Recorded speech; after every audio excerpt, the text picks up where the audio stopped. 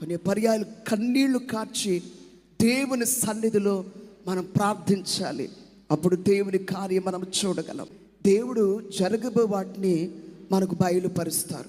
అది మేలైనను అది కీడైనను దేవుడు మనకు చూపిస్తారు. సొదొమ గొమొర్రా పట్టణాలు కాల్చబడుతున్నప్పుడు అబ్రహాము గారికి దేవుడు చెప్పారు. ఎందుకంటే అబ్రహాము గారు దేవుని స్నేహితుడు. అబ్రహాము గారితో దేవుడు చెప్పారు, ఏమని?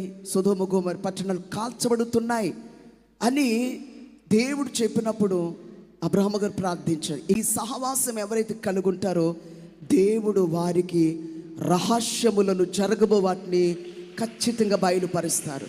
బులో యేసు మహారాజుకు ఒకవేళ కీడు అనుకోండి, ప్రార్థిస్తే యేసు నామములో దేవుడు కీడు రాకుండా ఆయన కృప చూపిస్తారు, కొట్టివేస్తారు. హిజ్కియాకు మరణాన్ని కొట్టివేసినట్లుగా కన్నీటి ప్రార్థన విని మరణాన్ని దేవుడు కొట్టివేసి 15 సంవత్సరాల ఆయుష్కాలాన్ని దేవుడిచ్చినట్లుగా ఒకవేళ కీడు కనిపిస్తే, కీడు విషయమై ప్రార్థిస్తే యేసునామములో దేవుడు దాన్ని కొట్టివేస్తారు.